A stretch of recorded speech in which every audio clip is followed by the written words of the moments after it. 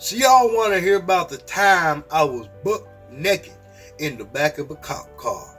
Well, it was a month after I got out of the Marine Corps, and I was self-medicating. I had just gotten a job as a bouncer, but then I was fired 2 hours later for being too intense. They gave me some money, some beer, and set me on my way. With that money, I bought some drugs, the kind of drugs that keep you up all night. And me and my buddies, we went drinking and we smoking, popping pills. And then, I don't know how I got a hold of them, but I ended up taking some shrooms too. So I was in a medicine ball. After my friends went home, they were tired. At the end of the night, I wasn't ready to go home, so I went down to the creek.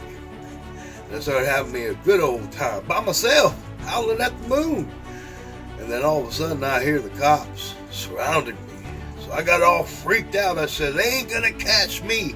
So I didn't want to get my clothes wet. So I took all my clothes off and I buried them by a tree, and I went into the water, and I had a straw on me. Don't ask me why. And I thought I could hide under the water like in the cartoons. But the cops kept advancing, and finally they cornered me, and I went running through, and I went into a batch of thorn bushes. Ripped me up from head to toe, ended up getting poison oak all over my body. They drew their guns upon me. And I said, I'm having flashbacks, man, I'm having flashbacks.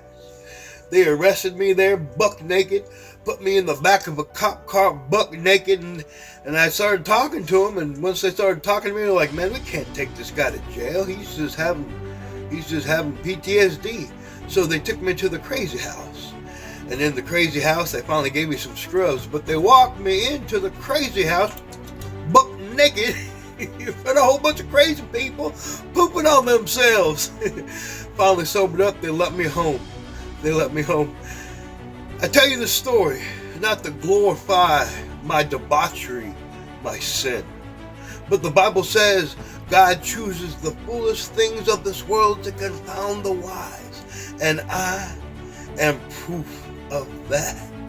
If God could save a wretched sinner like me, just imagine what he could do with you. If God can make a donkey talk, hee-haw, just imagine what he could do with you. God never gave up on me, and he will never give up on you. Your next breath is not promised.